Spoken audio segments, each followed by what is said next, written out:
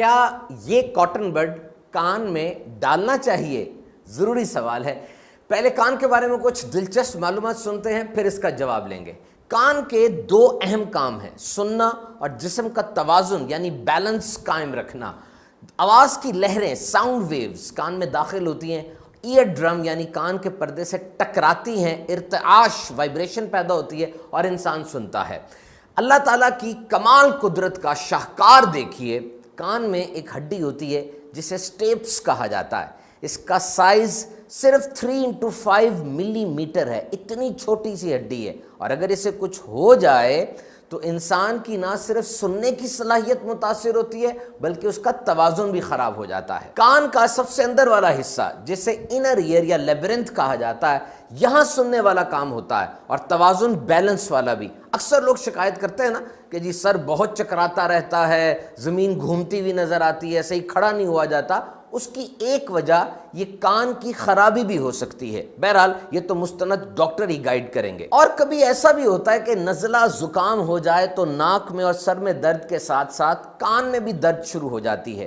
कान के अंदर एक ट्यूब होती है जिसको यूस्टेशियन ट्यूब कहा जाता है। जब इसमें नज़ला आ जाए और ये सूज जाए तो फिर दर्द शुरू हो जाता है। और अब आइए कॉटन बड की तरफ, जिसकी मदद से गंध निकाला जाता है। ये गंध नहीं होता, ये वैक्स होती है। कान में एक कैनाल होती है, छोटी सी नाली, जिसको एक्सटर्नल ऑडिटरी कैनाल कहा जाता है। इसमें से सिक्रीशंस यानी मवाद निकलता है और ये बहुत इंपॉर्टेंट है वैक्स, क्योंकि ये कान को गीला रखती है, सूखने से बचाती है, खारिश से बचाती है, कान को इन्फेक्शन से बचाती है और सबसे बढ़कर ये कान और बैरूनी दुनिया के दरमियान एक ढाल है। कान के अमराज के माहिरीन ENT स्पेशलिस्ट के मुताबिक कॉटन बड कान में नहीं डालना चाहिए।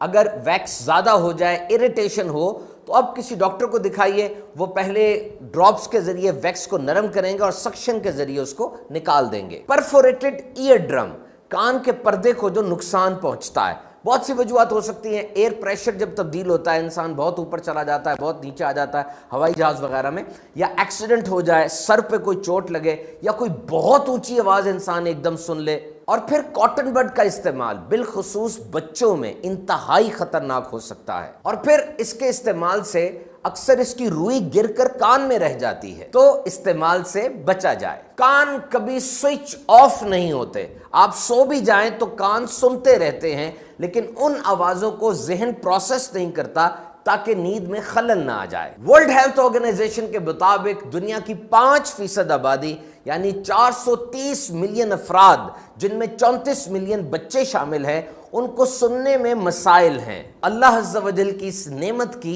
कदर कीजिए।